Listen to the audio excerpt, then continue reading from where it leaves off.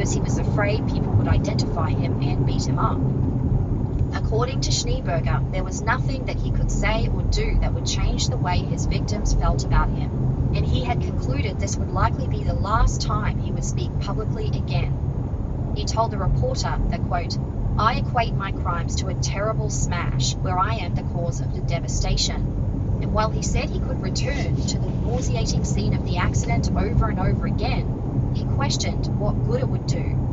Instead, he suggested it would be more prudent to look at the bigger picture of restorative justice, a process that involves healing the harm caused by crime that involves the offender, the victim, and the community. But he said that wasn't possible because the victims asked that he not contact them. Quote, "I would like to be forgiven, but I accept that may never come about." The article detailed that John was now working long hours in a catering business in Durban, South Africa, where his mother lived. And while he'd been offered vast amounts of money to tell his own story, he turned them all down, reportedly for the sake of his victims. Motorcade coming. He said, quote, "If it helped the people I have hurt, I might have considered Here we it, go. but it Who's won't. this? Protecting their dignity is more important than any Who's this money I coming can earn through? talking about my life."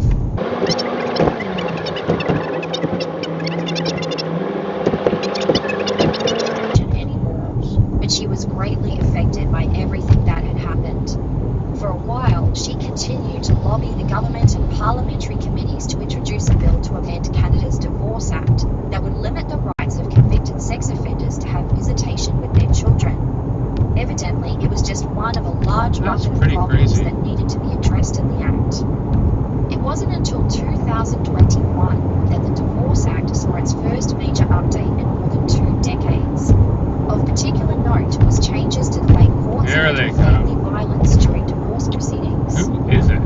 The definition of family violence was updated to include non-physical forms of violence like psychological, sexual, and financial abuse, as well as harassment and stalking. This definition reflects the reality that family violence often escalates during separation, That's fucking amazing. At the very least can have lasting What a effects thing. on children.